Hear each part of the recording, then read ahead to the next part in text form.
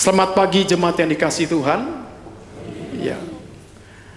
Manusia dalam kebebasannya bisa jatuh kepada hawa nafsu yang liar, bahkan menyesatkan. Dan salah satu yaitu yang menyesatkan nafsunya adalah nafsu berpikir.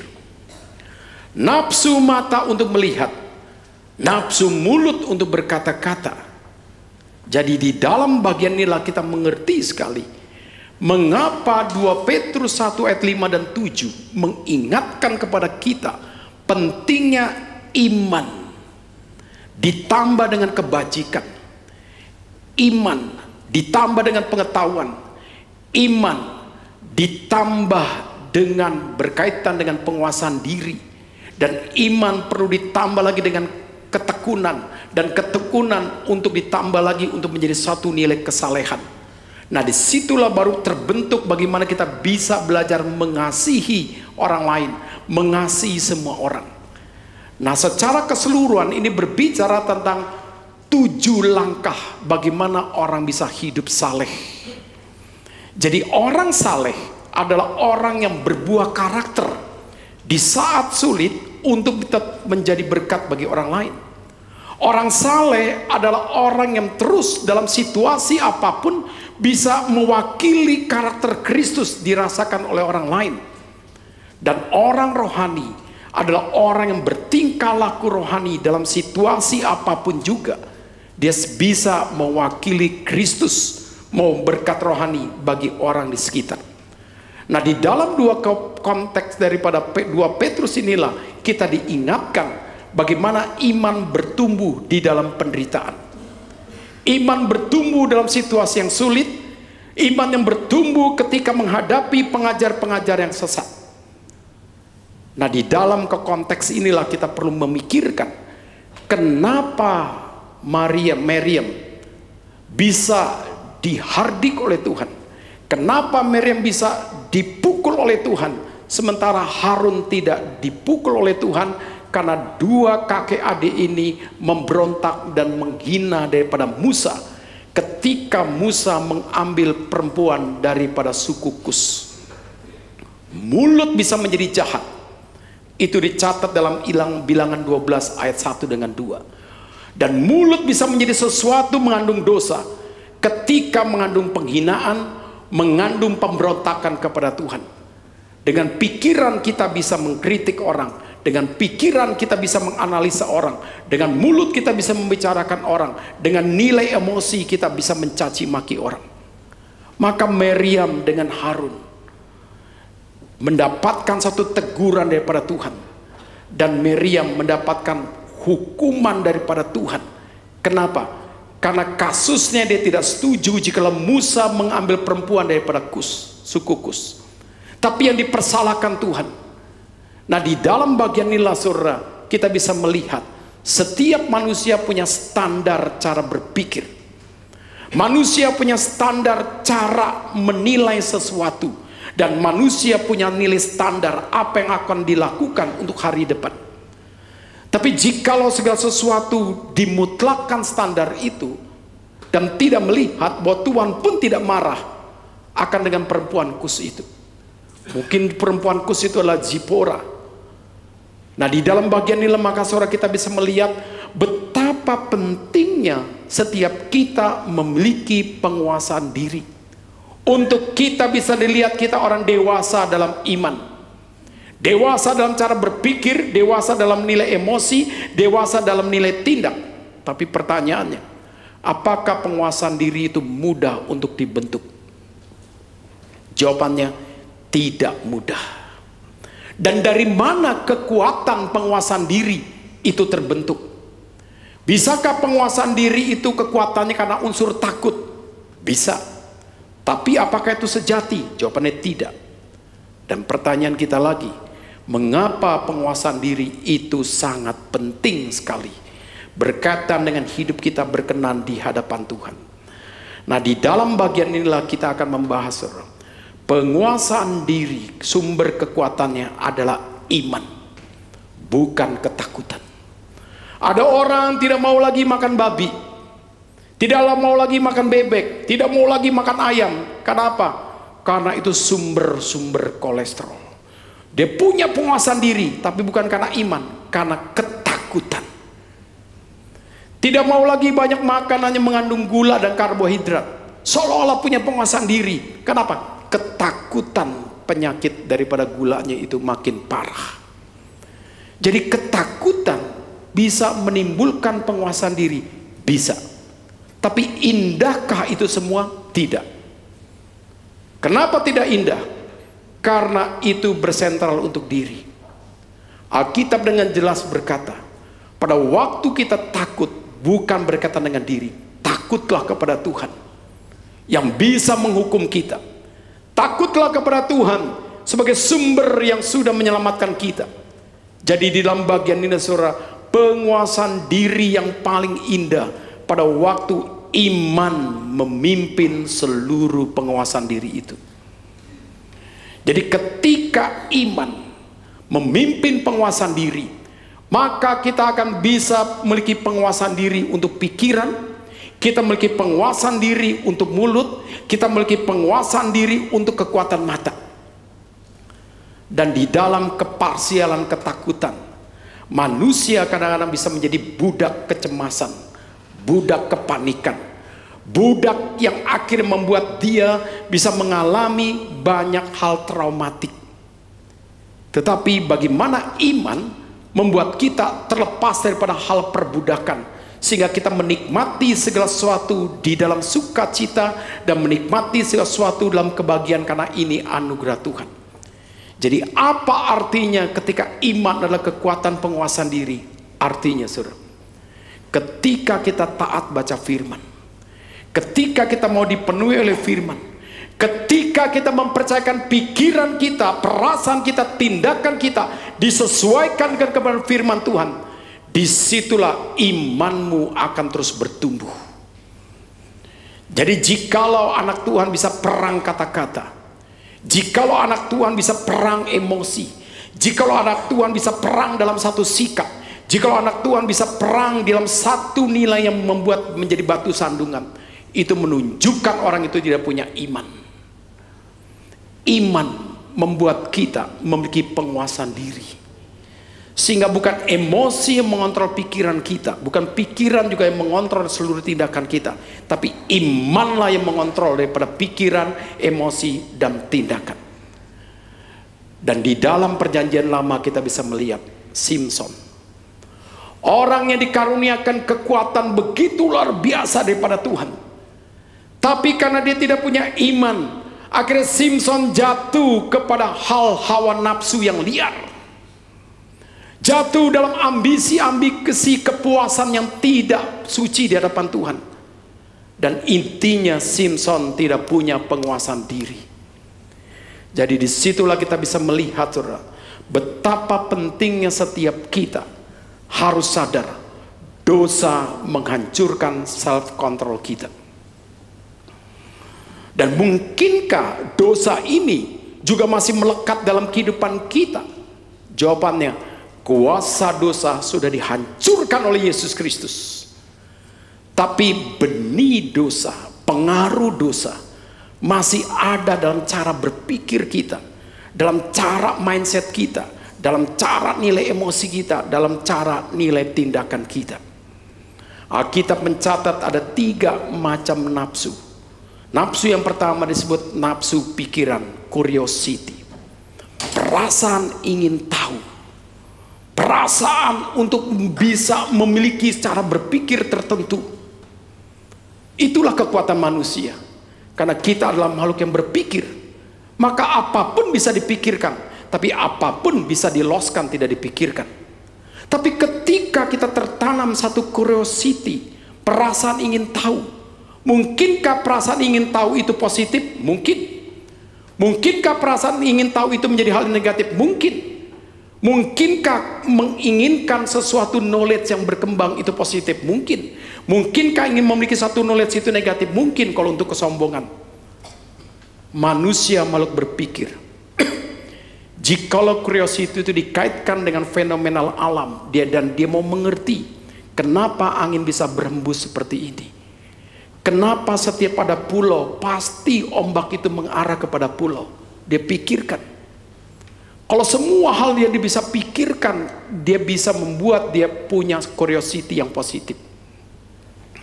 Nah, di dalam bagian inilah saudara, setiap kita orang tua ketika mendidik anak harus menanamkan curiosity, sehingga anak kita adalah anak yang suka dengan penelitian.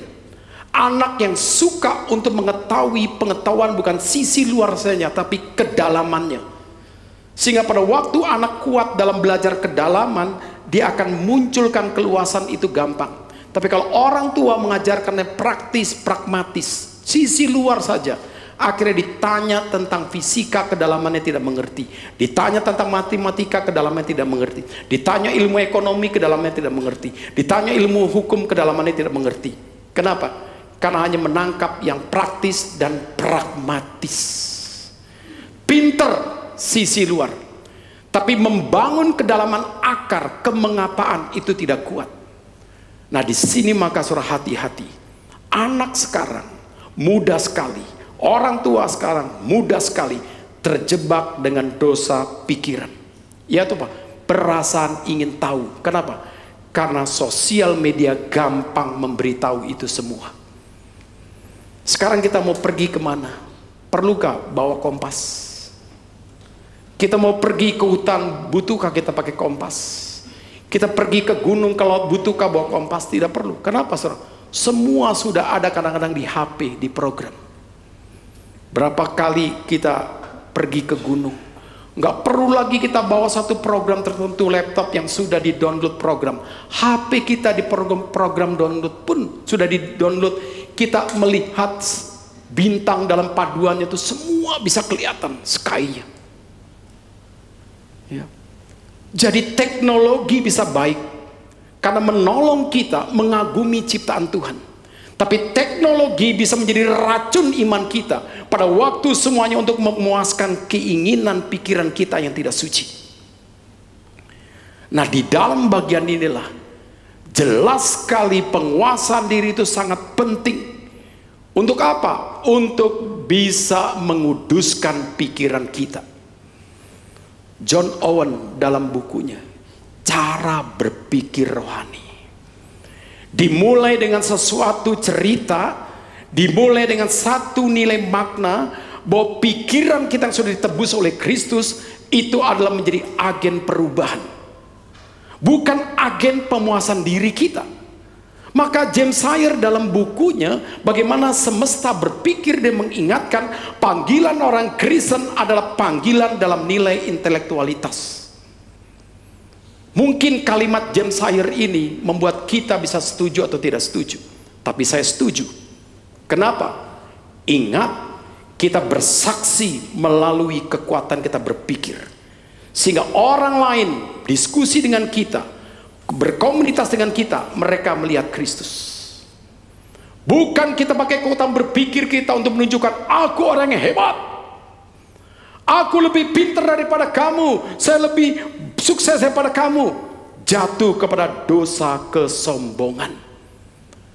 Itulah zaman post-truth sekarang, di mana dalam buku daripada James Sire sudah mengingatkan zaman New Age, zaman postmodernism, sampai zaman yang sekarang ini di dalam banyak kajian filsafat disebut zaman post-truth.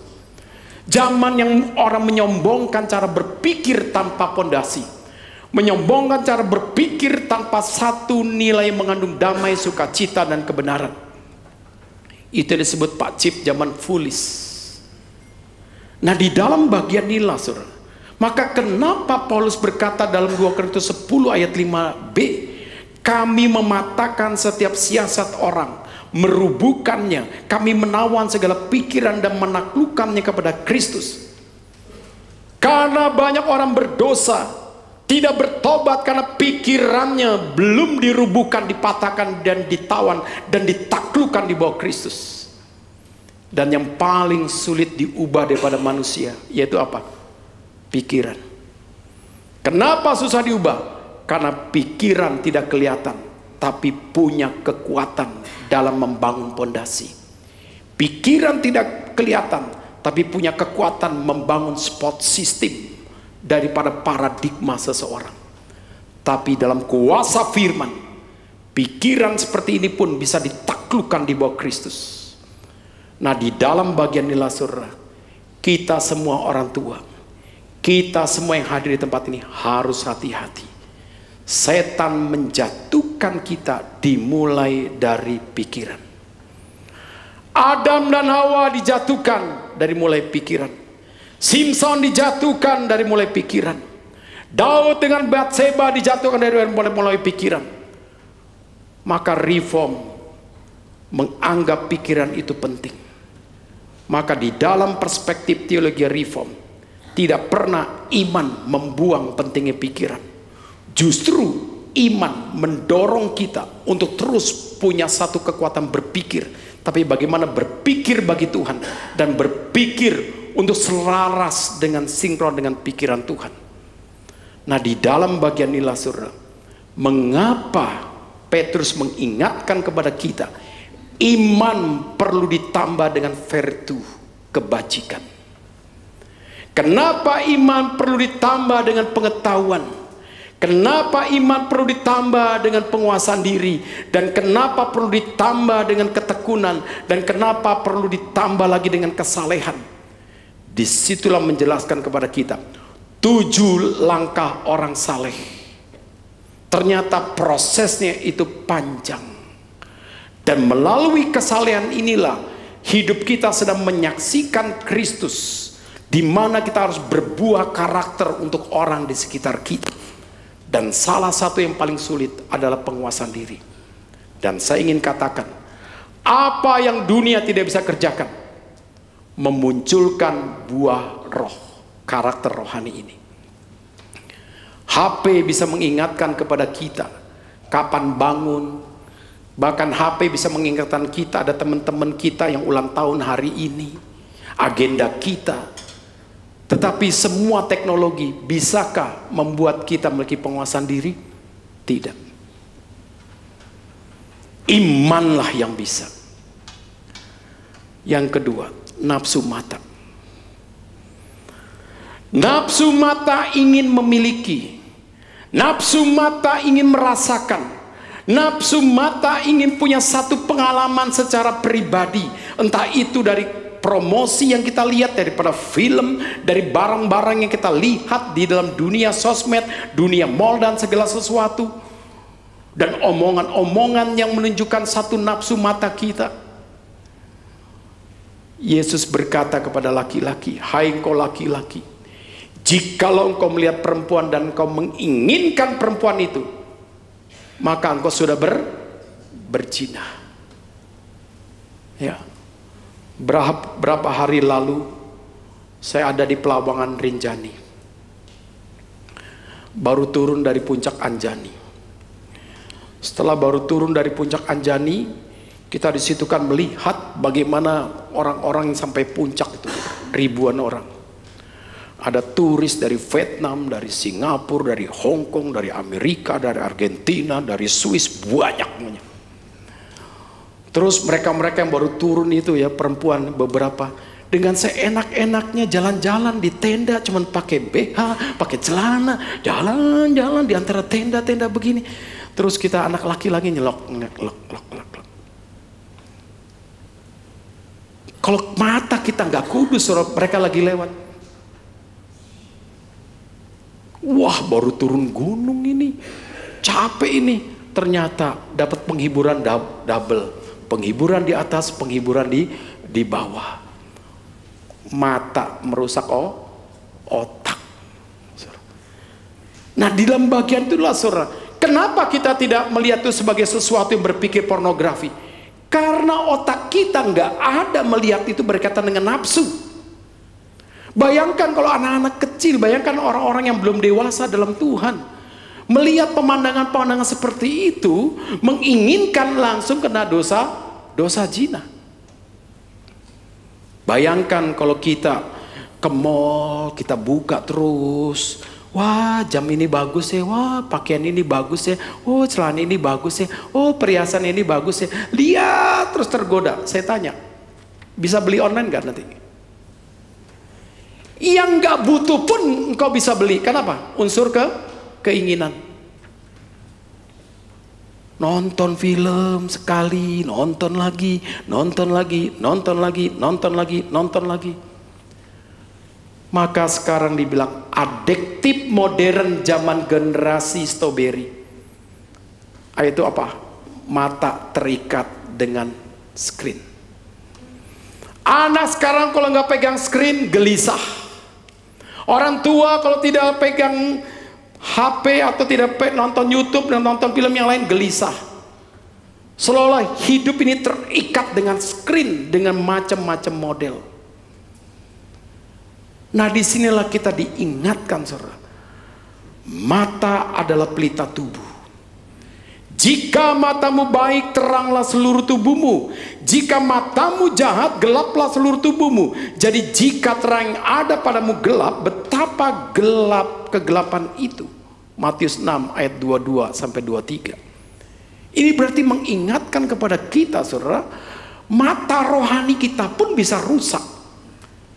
Jikalau mata fisik kita tidak mengalami kekudusan, tidak mengalami penguasaan diri. Tapi mata rohani kita akan menjadi indah kalau iman yang terus mencerahkan. Dan di dalamnya harus ada karakter penguasaan diri. Dalam bagian inilah, saudara, Kristus disebut dia adalah terang dunia. Kenapa? Karena dalam Kristuslah kita bisa melihat dunia secara terbuka. Dan dalam terang Kristuslah kita bisa melihat mana dosa, mana yang buruk, mana yang tidak buruk, mana yang tidak suci. Dan dalam Kristuslah kita bisa melihat segala sesuatu dalam standar kesucian dan kemuliaan Kristus. Pemazmur 119 mengingatkan kita tentang firman adalah pelita. Itu berarti menunjukkan kepada kita, saudara, bagaimana mata kita ini kadang-kadang bisa terjadi kesenjangan, tidak berkaitan dengan mata rohani kita. Tapi disinilah, saudara, kita baru sadar kenapa Fanny Crosby tidak punya mata secara fisik, tapi punya daya cipta lagu begitu hebat. Karena mata rohani dia yang mengeluarkan buah-buah kebenaran dinyatakan dalam tulisan lagu. Tapi ada orang yang matanya terbuka tapi tidak bisa menyatakan mata secara rohani. Kenapa? Terjadi kesenjangan. Nah, di sini maka kita perlu mengerti, saudara. Iman itulah yang mengkaitkan kesatuan hidup kita dalam kesalehan. Iman yang mengkaitkan seluruh kerohanian kita itu jelas di hadapan Tuhan. Jadi mungkinkah ada orang di gereja sebetulnya tidak saleh? Mungkinkah ada orang di gereja sebetulnya bukan orang rohani? Mungkin. Jadi dalam bagian inilah, saudara, bagaimana mata rohani kita memimpin mata fisik kita, sehingga kita akhirnya tidak jatuh kepada satu keinginan mata yang liar, keinginan mata yang tidak suci, dan disitulah butuh penguasaan diri. Yang ketiga, nafsu mulut. Mulut dipakai dalam Efesus 4 ayat 29 untuk berkata-kata yang baik, berkata-kata yang membangun. Tapi tidak sedikit mulut akhirnya dipakai untuk mengandung sesuatu yang dosa. Maka dalam bagian ini, saudara, hati-hati. Ketika mulut mengandung dosa, kata-katamu bisa penuh kepahitan. Kata-katamu penuh dengan racun. Ya. Nah, di dalam bagian inilah hati-hati, saudara. Mulut adalah anugerah untuk kita memuliakan Tuhan. Mulut adalah satu anugerah untuk kita bisa menikmati daripada ciptaan Tuhan. Mulut adalah satu anugerah untuk kita bisa memberitakan kebenaran kepada orang lain. Tapi nafsu mulut, salah satu yang paling mudah, yaitu apa? Cari makan sepuasnya, kuliner. Mulut bisa menjadi jatuh ketika banyak ngomong. Orang introvert males ngomong. Orang extrovert apapun bisa diomongin. Yang gak perlu dimarahin pun dimarahin. Nggak perlu dikasih tahu, nggak dikasih tahu. Yang nggak perlu dikomentar pun dikomentarin. Aduh, hari ini kok macet, hari ini kok panas, hari ini mulutnya apapun itu semua dikomentarin, ya kan? Orang lain pakai pakaian hari Minggu, aduh, ibu itu hari ini pakaiannya nggak cocok lagi, bikin merusak panorama. Dikomentarin, orang pakai apa pakai komentar. Itu orang extrovert tuh kelemahannya mulut, saudara. Jadi kalau sudah dikuduskan itu bagus.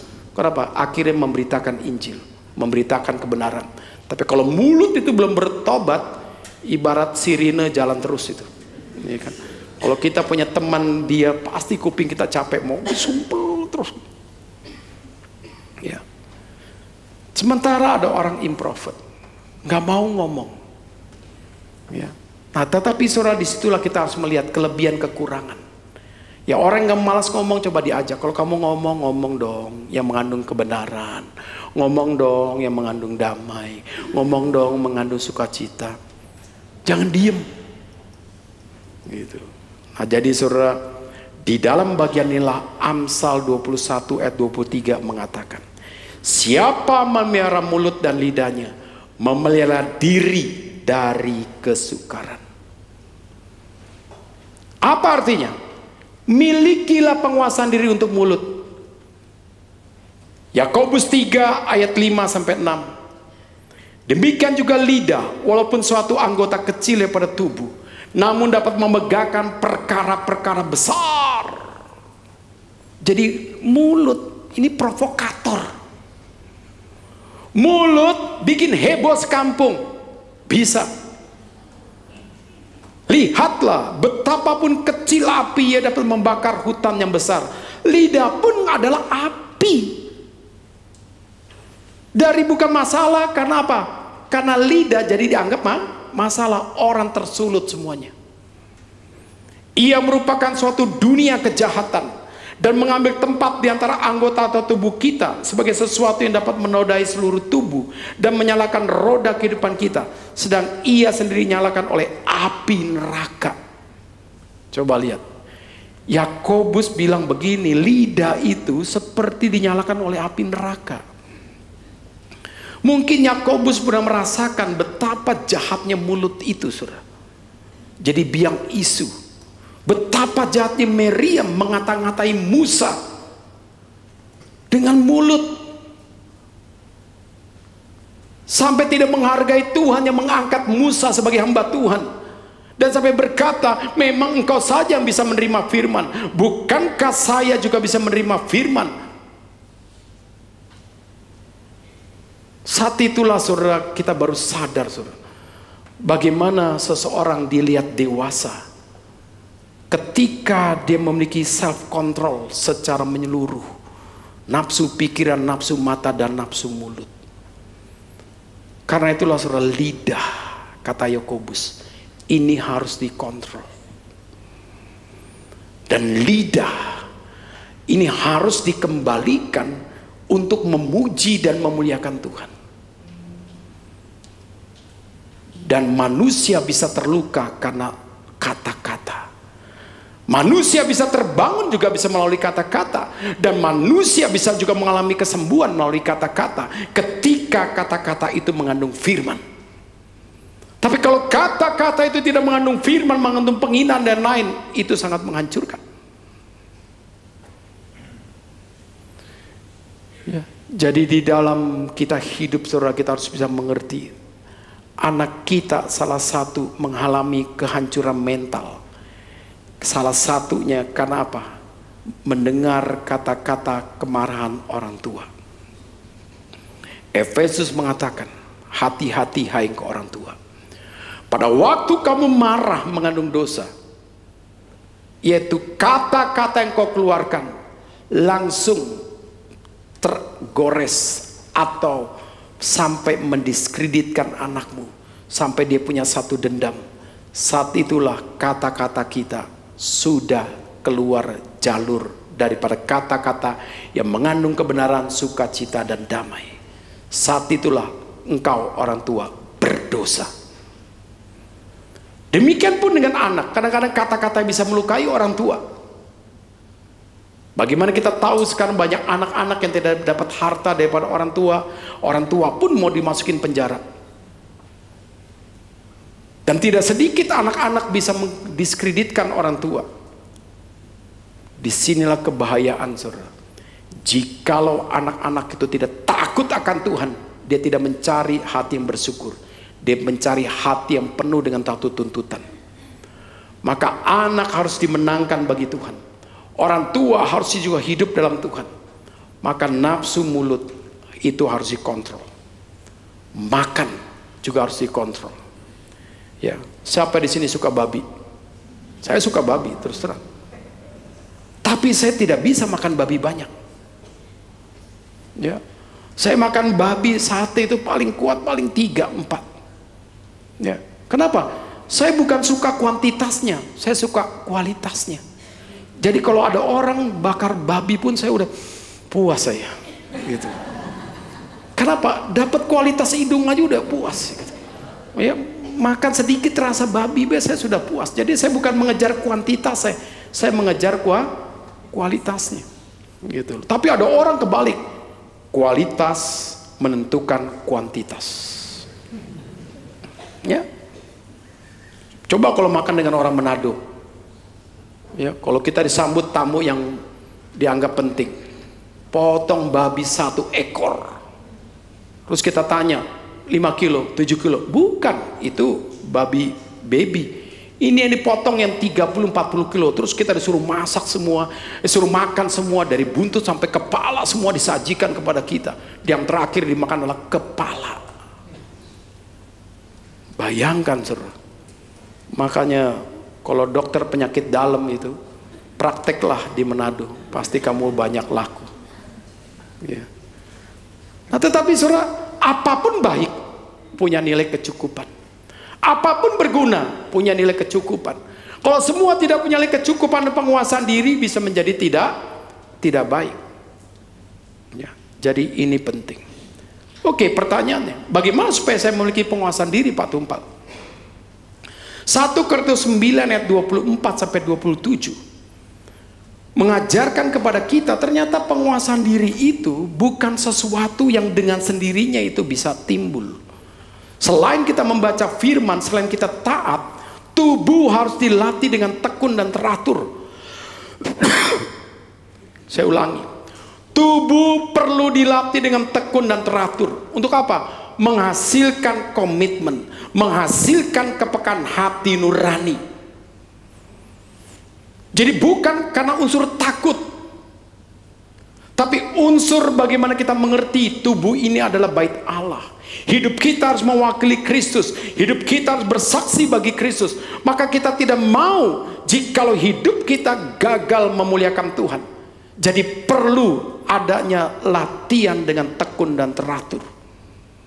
Untuk apa? Menghasilkan komitmen dan kepekaan hati nurani, supaya kita tidak mudah jatuh kepada nafsu yang liar dalam cara berpikir, cara melihat, dan cara makan dan lain-lain. Kedua, memiliki fokus latihan dan target. Untuk apa? Menghasilkan satu keseimbangan, menghasilkan satu ketangguhan iman, menghasilkan kecepatan kita menangkap pimpinan Tuhan, dan ketepatan kita untuk menangkap apa yang Tuhan mau. Ya. Setiap kita pasti punya program hidup, dan salah satu program yang saya juga ingatkan kepada teman-teman 3-4 bulan ini adalah apa? Harus latihan fisik terstruktur dan terukur. Kenapa? Karena kita akan naik Gunung Rinjani 3.700 sekian. Penyiksaannya itu mantep, kita nikmati. Dan kita akan naik Gunung Anjani jam 12:30 pagi. Udara tipis, tidak ada angin. Hati-hati dengan mountain sickness. Fisik harus dikuatkan. Maka latihan terstruktur dan terukur. Jadi walaupun sudah dikasih tahu, sudah di program latihan, tim Jakarta latihan, tim Jawa Timur sudah latihan, ternyata ada juga yang gugur. Gugur bukan sebagai orang yang kalah, tapi gugur sebagai pemenang. Kenapa? Dia mencapai kemampuan dia. Tetapi ada juga ibu-ibu yang saya lihat mentalnya luar biasa, saudara. Matahari terbit dan bersinar sudah terang, tidak akan mengalahkan dia untuk terus melangkah sampai ke puncak. Maka ada beberapa ibu-ibu sampai 10 jam dari Pelawangan baru sampai ke puncak. Palan secara Google, secara map itu panjangnya cuma 3 km lebih, tapi dijalanin 10 jam. Kenapa? Karena pasir bergerak. Tapi ketika mereka mencapai di atas, disitulah hasil latihan boleh kelihatan. Jadi tubuh perlu dilatih, mental perlu dikuatkan, fokus kepada setiap langkah, lepas langkah perlu ditekuni. Bayangkan saudara, udara tipis oksigennya. Banyak orang kena mountain sickness, pusing, mual, mau tidur. Demikian pun dengan hidup. Kadang-kadang hidup rohani kita juga seperti itu. Terus ada tantangan, saudara. Bisa ada hambatan, tapi kita percaya, saudara, bahwa latihan rohani itu tak terbatas. Latihan badani itu terbatas. Maka latihan kita untuk berdoa dengan tekun, membaca firman, mendalami firman, membaca buku, latihan untuk kita melayani, latihan untuk kita memberitakan Injil, latihan untuk kita terus mau dipakai Tuhan, itu tidak boleh berhenti. Jadi penguasaan diri pun butuh dilatih. Siapa yang punya kekuatan berpikir, siapa yang punya kekuatan dalam berkata-kata, siapa yang punya kekuatan dalam melihat, semuanya butuh dilatih. Maka yang ketiga, bagaimana memiliki penguasaan diri? Milikilah tanggung jawab. Untuk apa? Supaya kita tahu seluruh kekuatan berpikir kita, kekuatan daripada mulut kita, kekuatan daripada nilai daripada semua berkaitan dengan hidup kita, itu punya nilai tanggung jawab di hadapan Tuhan. Artinya apa? Seluruhnya harus menyatakan kemuliaan Tuhan. Maka kadang-kadang dari tubuh kita punya kelemahan, disitulah harus diperangi secara rohani. Maka pada waktu kita sadar, saudara, hidup kita akan terus digoda oleh dunia, hidup kita akan terus digoda oleh setan, hidup kita akan digoda oleh keinginan daripada diri kita tidak suci. Maka engkau harus punya tanggung jawab. Nah, disinilah kita sadar kenapa Yusuf sebelum jatuh dalam dosa dia sudah menang. Kenapa Daud jatuh dulu baru dia bertanggung jawab. Di sini kita bisa melihat Yusuf Kejadian 39, di mana sebelum jatuh dalam dosa dia sudah menang atas dosa, karena dia melihat responsibility bagi Tuhan. Bagaimana mungkin aku melakukan dosa yang besar ini di hadapan Tuhan? Tidak mungkin. Dia sadar sekali Allah itu maha tahu. Dia sadar sekali Allah itu maha hadir. Dia sadar sekali Allah itu maha anugerah dalam hidupnya. Bagaimana mungkin aku melakukan dosa yang besar ini di hadapan Tuhan? Dia punya tanggung jawab rohani, saudara. Nah, disinilah, saudara, ketika kita melatih anak, jangan tanggung jawab normatif. Tanggung jawab normatif dikerjakan, tapi belum tentu mencapai sesuatu yang maksimum. Sudah nyapu, nak? Sudah, Pak. Nyapu. Kita perasaan belum nyapu pas kita lihat. Kenapa? Masih kotor. Tapi kalau dilihat video udah nyapu dia. Kenapa? Nyapunya ngambang, melayang. Ya. Jadi secara normatif dia udah nyapu, udah nyuci, nak, sudah. Kok masih banyak berkas-berkas gitu? Masih banyak kotoran. Iya, secara normatif udah nyuci. Tapi karena kerjanya tidak dengan hati, karena kerjanya tidak lihat kepada Tuhan, akhirnya semua apa? Rutinitas. Tapi kalau tanggung jawab rohani, apa yang kau kerjakan ini harus bersih, clean, clear, mengkilat, bright. Kalau perlu disuruh papa ngepel 1 kali, aku kerjakan 3 kali sehari. Sehingga pada waktu nanti papa pulang rumah dari ujung ke ujung semuanya mengkilat seperti promo sunlight. Misalnya gitu. Kenapa saudara? Karena dia punya tanggung jawab rohani. Karena dikaitkan dengan Tuhan. Itulah yang orang tua harus engkau tekankan kepada dirimu, kepada anak-anakmu. Ketika engkau mengajar anak memiliki penguasaan diri. Kenapa? Pada waktu engkau punya tanggung jawab, milikilah nak ya tanggung jawab rohani. Apapun yang mau kerjakan, kamu tanggung jawab pada Tuhan, bukan kepada papa mama. Jadi nilaimu yang kamu kerjakan itu dipersembahkan untuk Tuhan. Dan pada waktu papa pun kerja demikian, itu dipersembahkan untuk Tuhan. Nah, di dalam bagian inilah saudara, 1 Korintus 9 ayat 24-27 mengingatkan kepada kita puncaknya itu. Jadi jika kita memiliki penguasaan diri, kata 1 Korintus 9 ayat 25, memperoleh mahkota yang abadi di surga. Ini tanda anak Tuhan yang diselamatkan, memiliki penguasaan diri. Jadi kalau orang tidak memiliki penguasaan diri, berarti bukan anak Tuhan. Ya. Jadi lembaga inilah saudara mengingatkan kepada kita, buah karakter kita yang paling tinggi, self control. Dari self control itulah membangun satu kesalehan. Dari kesalehan itulah membangun satu nilai ketekunan untuk kita belajar mengasihi orang-orang di sekitar kita. Jadi kalau ditanya mengapa penguasaan itu penting, untuk menunjukkan kedewasaan iman kita, karakter kita. Dan yang terakhir, menunjukkan kematangan kita dalam melayani. Jadi siapapun orang yang melayani, belum tentu melayani dalam kematangan iman, karakter. Tapi kalau dua ini sudah bergabung, ada lagi penguasaan diri, maka orang itu akan memiliki kematangan. Dan firman Tuhan dalam 2 Timotius 3 4-5 berkata, kuasailah dirimu dalam segala hal. Ingat ya, kuasai diri dalam segala hal. Kenapa? Setiap kita ini punya sesuatu yang lost. Ya.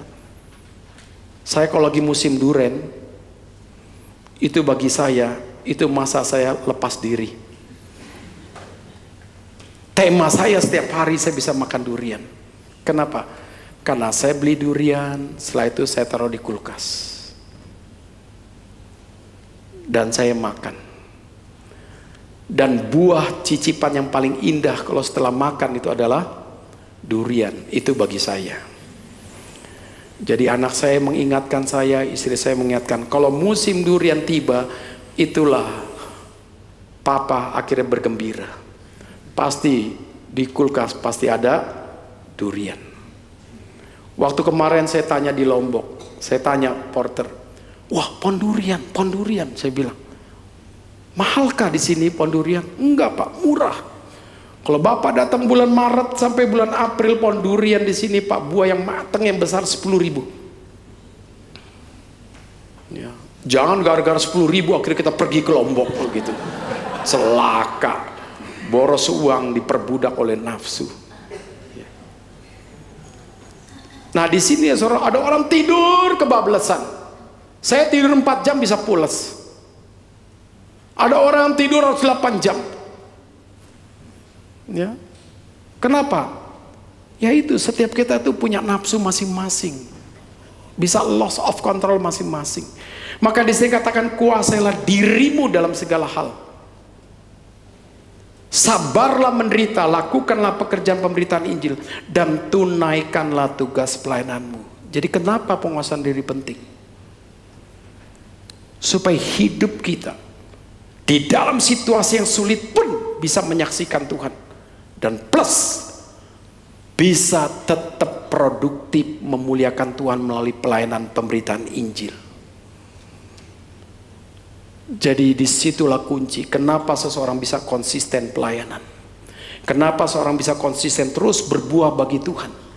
Karena salah satunya dia punya manajemen waktu baik, manajemen konflik baik, manajemen resiko baik, dan dia punya manajemen self control itu baik.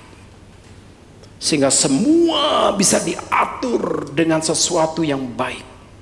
Untuk apa? Semua dikembalikan untuk Tuhan.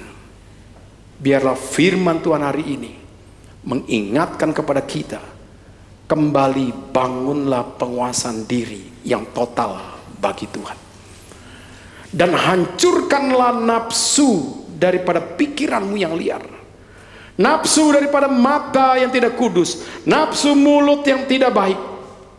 Dan mari kita mengembalikan hidup kita, dipersembahkan bagi Tuhan.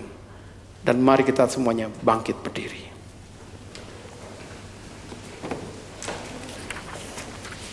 Mari kita berdiam. Musik akan mengalun.